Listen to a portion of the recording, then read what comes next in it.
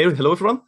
Welcome to my presentation. This is a presentation about decompilation, a story about effective reverse engineering. It's a very vague title, I know, but it will become pretty clear what we're actually going to talk about. So first off, let's go over the table of content real quick, what exactly I'll be talking about. First, I'll give you an introduction about myself and also the whole reverse engineering thing that I'll be talking about. I'll be talking about the how, what, and the hows, the whats, and the whys about reverse engineering. I'll be going more deeply into what disassembly means and what decompilation actually means. And then later on, I'll be giving a demo where I'll be showing you a project of mine where I'm actually decompiling a function. I'm going to introduce myself in two different ways. The first way, my name is Olivier. I'm 25 years old. I live in Capelle. I'm currently on the bench at Exellys. I worked for two clients so far. One client was Ferranti, where I worked as a .NET backend developer. I also did some Dynamics 365 work. And then my next client was Melexis, where I worked as my title was a Java backend developer, but I mostly did Node.js work. So that was pretty fun. The second way, this is more of a non-professional way. This is me outside of work. I go by as Olivier on the internet. I'm a very big Nintendo fan. I like programming as well. I'm very big on video game preservation. So I'm very interested in everything around emulation and retro games. So yeah, this is a picture of my Twitter profile. I think this describes it pretty well. Seeing that I like games so much and I'm also a programmer, I don't think it's a surprise that I like game development as well. I myself don't have that much experience with the game development itself. Obviously, I've played in the past with OpenGL and Vulkan graphics APIs to see how to render cubes and character models and stuff like that. I've made my own games, like a written game in the past in Java.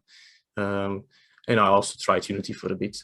But the thing I want to touch on more specifically is even before I knew how to program, I was also already interested in game development. But more specifically, I was looking at the game trailers and then comparing what we got in the end between what was shown in the first trailer, for example.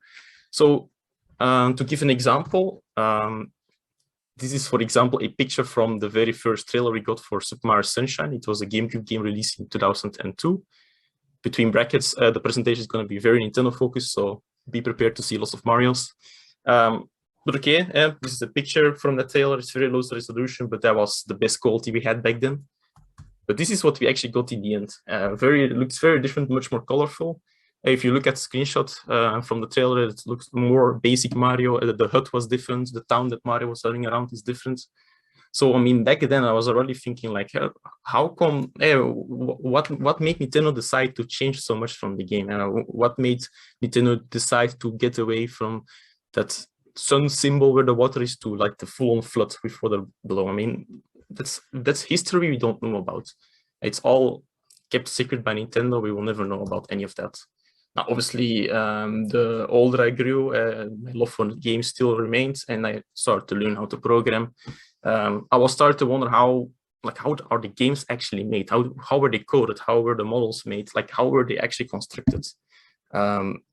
And sadly, you don't really find that information anywhere. Like if you go on YouTube, for example, you type in the making of, you most likely find videos about making of buildings or bridges, or maybe about how roller coasters were built, for example, in the Efteling. But not really about how a game is made. You don't find that information anywhere. It's always company secret. Now, sometimes information like that does get leaked, and it's usually done via leaks outside of the company. And then you can get an insight in how games were made. For example, last year, there were lots of Nintendo internal documents being leaked. And that gave us an insight into how older games were made, and more specifically, what didn't make it into the final game. So let's say, for example, this image you see here, this is a sprite table for Super Mario World. And it's showing here, for example, a sprite of like a Grandpa Yoshi that never ended up being in a final game. But at some point, Nintendo was like planning to have that in the game. And we would never have known about it if it wasn't leaked. And it's so unfortunate. It's like information we never get to see. Now, that's via leaks we get information like that, but what if you still want to know more about the game and there aren't any leaks about it? What do you do then?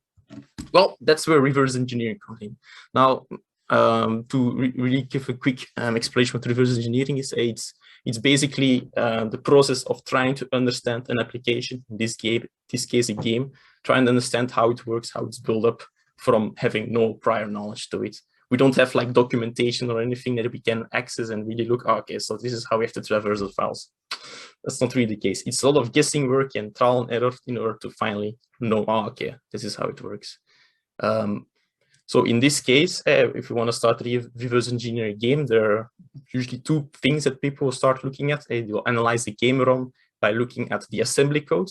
Now, if you have a game, for example, a Game Boy Advance game, on the cartridge, it's like a compiled version, you know. So you have to look at the assembly code, and by analyzing it, you might be able to find unused code or unfinished code and with functionality that maybe the game developers didn't have time to finish, but for some reason left in the final version. But the thing most people will do is go to the resource files. And by that, I mean, go to through the file system. If it uses a file system, that's another story. And just try to load up the raw textures and the models and the music and just go through and see what's in there. 99% of the time in a release of a game, you will have files like lying around that aren't actually used by the finished game.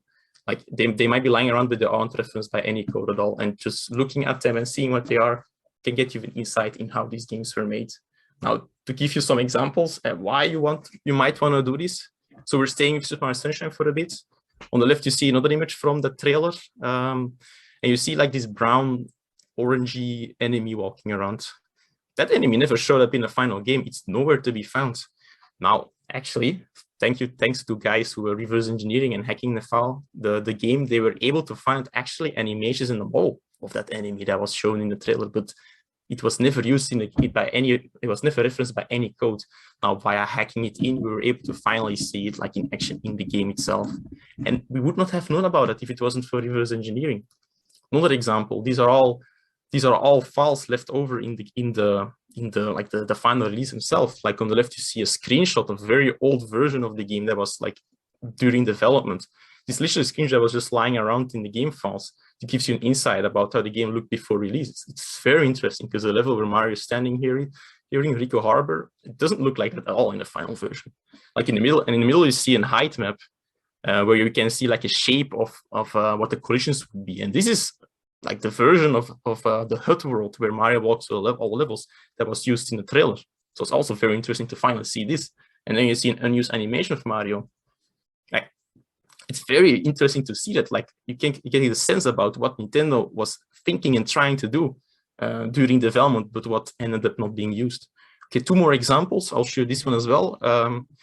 With Mario Kart Wii, apparently the code of Mario Kart Wii does a lot of console logs in the background. Now, when you put in Mario Kart Wii in the Wii, there isn't really any computer hooked on with a console. During development, the developers would have a development Wii with a serial port connected to a PC where you would be able to see these logs. But for some reason, the developers didn't take away these logs.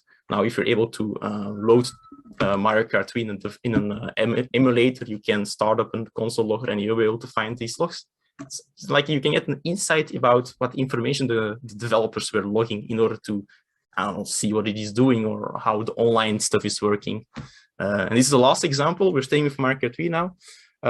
Apparently, Mario Kart Wii had or let's say Nintendo was planning a mission mode for Mario Kart Wii. Mario Kart Wii never had a mission mode in the final release, but there is still leftover code that is hinting that the mission mode was there. This is found about 4 years ago, and thanks to the hackers, they were able to reconstruct the mode what it should have done, and now we were able to play it. Very, very interesting stuff. If it wasn't for people analyzing the code, we would never have known about this.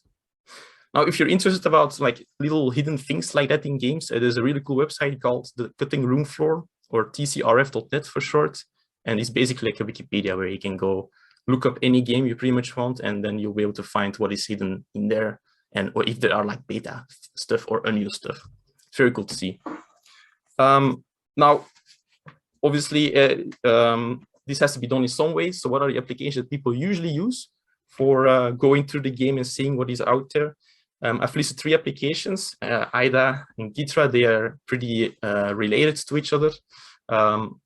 They are both debuggers / disassemblers slash decompilers. They're basically used for really opening the game code and being able to see what it is doing. It will show you the assembly code, and you can go through it and see what it is doing. Now, the preferred tool that people usually use is Ghidra, because it's open source and it is free. It has a free decompiler. I'll get into that in a bit later. With IDA is free as well, but it's not that feature rich if you have the free version. If you want to get like literally all of them, then it will cost you several thousand euros because it's a very expensive application. But overall, it is definitely better than Ghidra, more feature rich. And then the third application I've listed here is HXD, but you can replace it with any hex viewer or binary viewer that you want to use. Now, usually people stop there with reverse engineering because that's usually what people are interested about. But what if you want to like know more? You want to find more stuff. There are people who start reverse engineering the whole game, and what I mean by that is they just start looking at literally every single line of code and trying to figure out how it works. So this might be interesting for people that are like glitch hunters. They want to be able to find bugs and glitches in the game, and if they understand the game well enough, they'll be able to find them easier.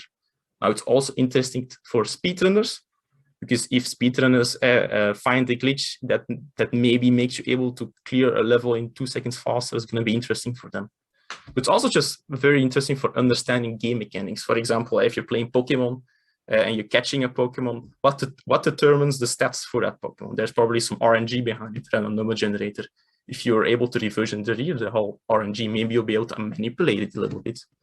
Also, the physics engine, just to understand how come a character lands on the ground in such a way. If you understand the game, you can predict stuff like that. However, there's still one step you can go deeper into this whole story, and that is when we start looking at decompilation. Now, decompilation, what is it? A very short description is basically going from machine code back into a higher level language. In this case, most Nintendo games are written in C or C++. So let's take a look, for example, at the images here below. So the assembly code you see on the left is ARM thumb. Is ARM assembly with thumb flavor. And then on the right, you see a C equivalent code. So that means that if you were to compile this C code with the same compiler that outputted this assembly, you would get the same assembly as well. Now, why would you do something like that? You get equivalent C code. If you get C code, you'll be able to much easier read the code and also edit it a lot easier. Now, if you have code that outputs the exact same assembly, that means that whatever you've written in C will do exactly the same as you're expecting. You will have a much better, easier way of reading it and also editing it. You don't have to learn how to write assembly, and you don't have to do any dirty binary hacks to get something working if you want to mod it. Now, before you can edit it in a nice way, your source or the project has to become fully shiftable. And what I mean by that, well, if you get a final game, you get, for example, a Game Boy Advance game, it's in a compiled state because you have to put it in the Game Boy Advance, and like the processor and the hardware has to read it immediately. They're not going to ship code to us, like raw, uncompiled code. That means like the compiled package is very static. It's, let's say, very hard coded, you know. When the assembly is running, and it wants to talk to a specific function, it's not going to say, oh, I want to go to function with this name. No, it's going to say, I want to go to the function of this exact address. And this is the place where it lives. So if you're, for example, a modder and you want to add an extra line of assembly, that means that everything that's below the new line will get shifted by one spot. But then you might be in situations where the code above might reference a function from below, but it's not going to reference anymore to the correct place because everything has been shifted by one spot. And what's going to happen then, you know, because it's like the CPU doesn't know what is happening. It's just executing whatever it's getting as input. So it's going to jump to that code, to that address, but because it's one space further now, it's going to like reach code that is not supposed to be executed at that point. And you might be lucky, it might be like reading a 0 or something as value, and then probably that most of the time means no instruction. But if it like finds a value that just happens to be interpreted as a jump to somewhere, some other address, like what's going to happen then? The game is probably going to crash at that point. Like undefined behavior is going to happen at that point. Other reasons, once you have a game fully decompiled, you can do a lot more sophisticated mods. I mean, you have the full game then. If it's fully decompiled, you just have the C code and it's going to compile back to the original game. You can literally do whatever you want. You can write full new game modes. You can add a new modern rendering engine. If the game, for example, is just like a very, very old, insufficient rendering way. You can add modern network code if it's a game that goes online. And last one, and I think most people are really interested in that, is porting to different systems becomes possible. So I'm going to take example Super Mario 64 as an example. Last year, there was this game was fully decompiled by a group of 6 people. They kept it a secret, but once it was fully decompiled, they released it to the public.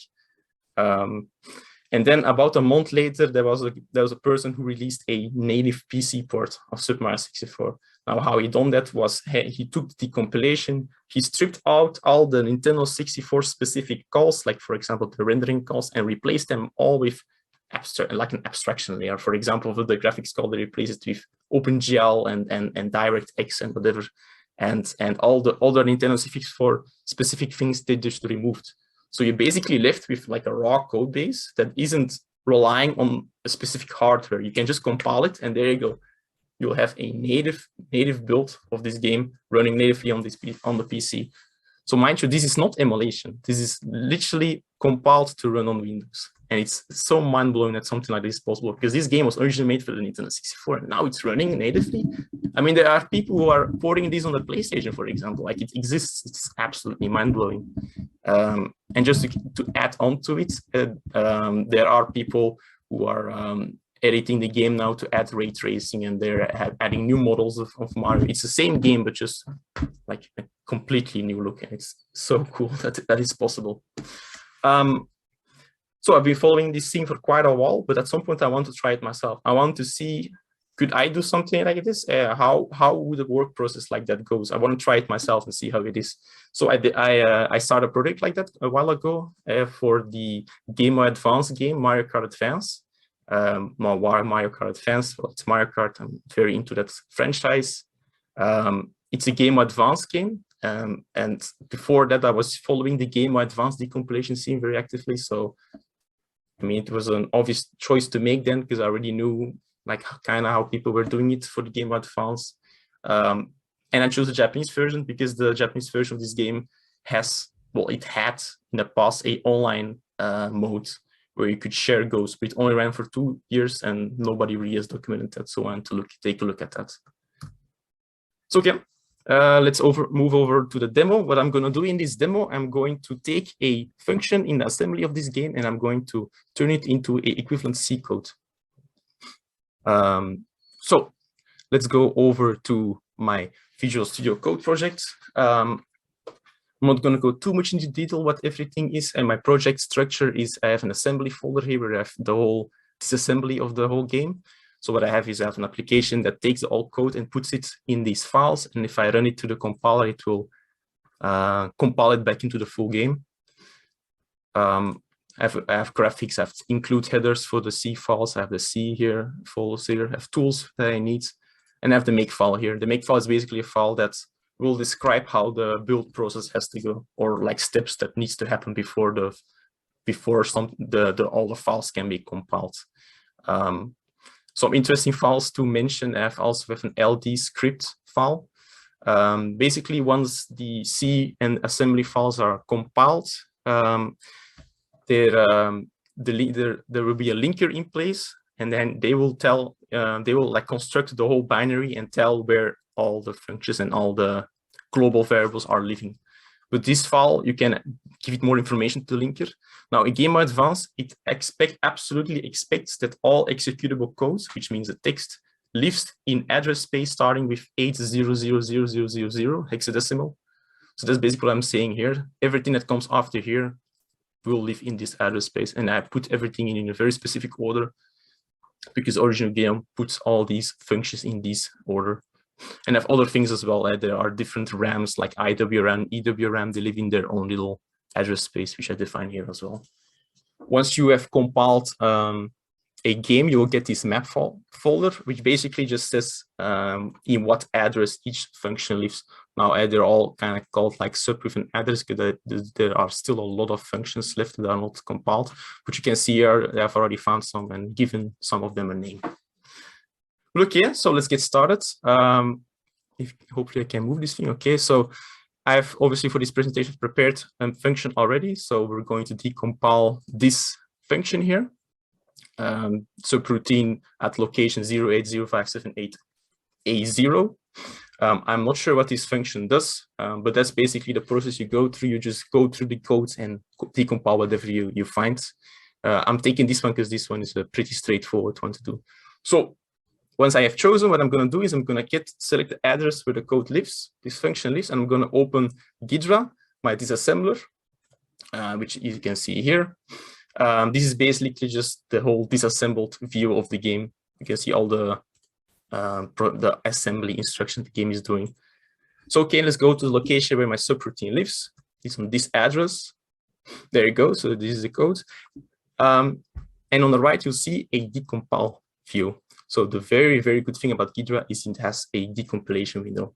IDA has it as well, but you have to pay for it. But Ghidra gives it for free. And you'll be basically able to see a C equivalent of this assembly function. Now, the decompilation is not perfect. It will absolutely not be matching, but it's good enough to give you a sense of what kind of this function is trying to do. So, okay, what I'm going to do then is I'm going to take this output and I'm going to copy it. And then I'm going to go to a website called C Explorer.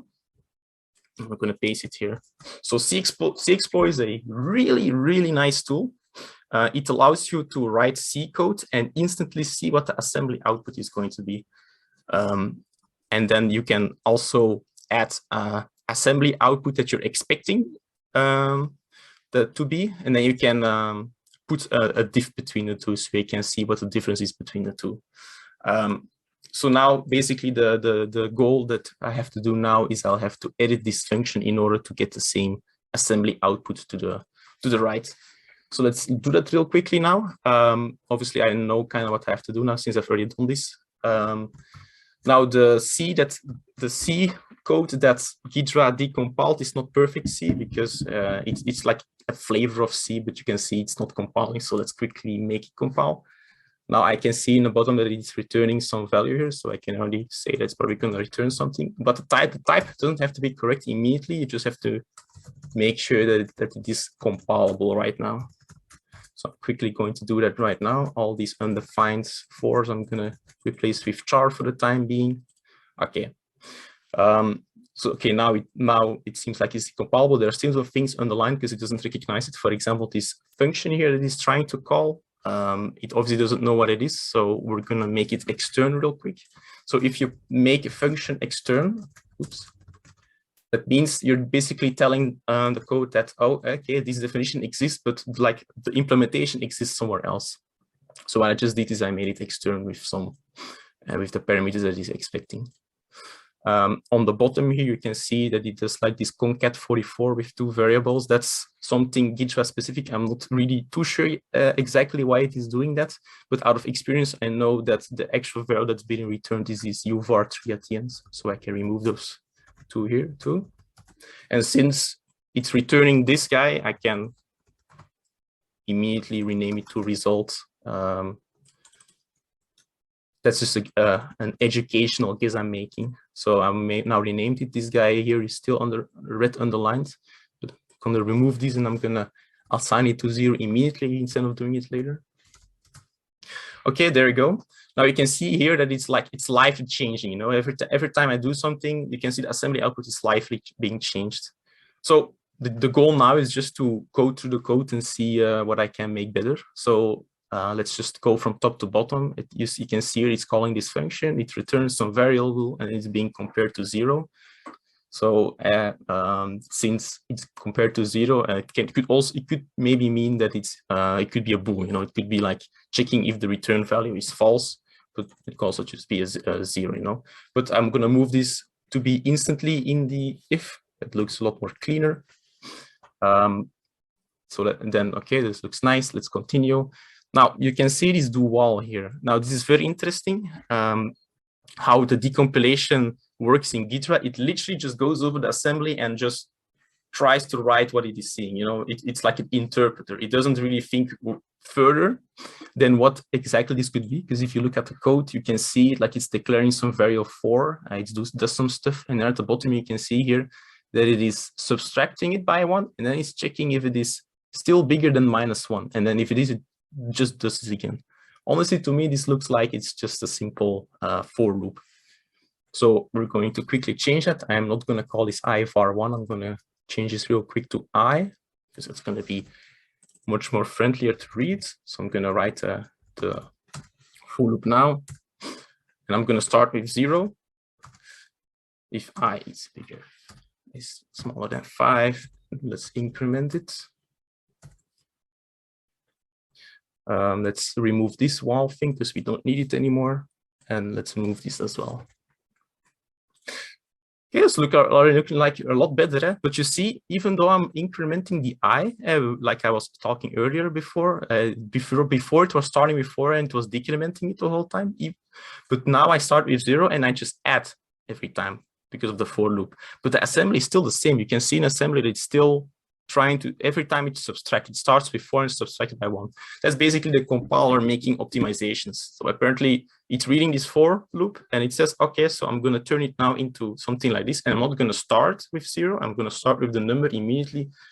And for some reason, this is the most efficient way for the processor to run this. Okay, but if you look at the difference, it seems like we're pretty close to matching it. There are still only a few red lines, but honestly, the red lines we see here, we can see this adds to the stack pointer. It's here adding a negative number and here subtracting a positive number. So these two lines are the same. I'm not entirely sure why this assembly here shows this and then the compilation version here does this, but we can be safe that these ones are the same. These branches here, if they're not equal, they're also the same, but this comment here is just added, which is not on here. So this is also the same, and these are just spaces that are added. So right now we have a matching function, but I'm still not happy. It doesn't look that clean yet. So we can still go one step further. We can see here that these two variables are also being used here. They're being raised by 1, but it's written in a weird way. We can just change that and just do it here on the same line, you know, just to save space. So let's quickly do that. There you go. And now even those two spaces for some reason are gone. So yeah, that's magic from C Explorer. I'm not sure when and why it adds these spaces. One last thing I want to look at are these two arrays here. Now, if you look at the top of the assembly file, you can see that it is adding like 20 hexadecimal to the stack pointer. Now, it does it when you're declaring local variables in a function. In this case, it's declaring 2 arrays here, and the size will be in total to hexadecimal 20. So that's why if you're seeing something like this, it can be a good guess that it's probably creating something pretty big. It can be an array, it can be a struct or whatever.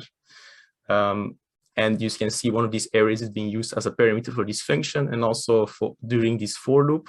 If you look at the assembly, you can see that it is taking the stack pointer and moving it to 0. And then later on is doing it again for this guy here, but adding 4 to it. Now, usually if you see a construction like that, that most likely means it's accessing members of some sort. Now, here it is decompiled as being arrays, which also works, as you can see, it matches. But usually if you see like something like that out of experience, it most likely means it is actually accessing a struct of this size. Now, I've already prepared that, so I'm going to quickly copy paste that in the definition of this struct. Here we go. I created unstructs because I'm not sure yet what this struct is actually being used for, so just call it unknown structs. And I'm going to now replace these 2 arrays with a declaration of the struct type. Now, obviously, it's not compiled anymore, but let's quickly fix that. We're going to take this struct and we're going to call the very first array. So this is now correct again. And then this guy here is accessing the second array in our struct. Okay, and you can see the output is still the same. So it's a lot of guesswork, you know, because it worked earlier with just a normal array, but if you replace it with a struct and call it like that, it works the same. So there are many different ways how you can write C code that is still outputting the same assembly, right? So, okay, great. It looks like this is all we can do at the moment. So what I'm going to do now is I'm going to take this function and I'm going to put it in my project. So I'm going to put it here in this mgb save file. Now I've already done it, but I'll do it live here as well. Now, since, well, it doesn't recognize this, so what we also have to do is we have to copy our struct definition and move this over to our header. Now I've already done it, so I call it here unknown 0. And let's quickly make this the correct name. There you go. And this one will be 1 because I call it, instead of unknown 4, I call it unknown 1. And now I can do some small refactoring. So I know, for example, this result is either returning 1 or 0. So that tells me it's probably going to be a bool that it's going to be returning. So let's quickly make this a bool. And instead of 1, let's say this is true. And instead of saying this has to be equal to 0, we can just say this an exclamation mark. There you go. Much nicer looking. The C compiler of C Explorer, it has a weird quirk where always all the variables that you're going to use has to be on top of the function.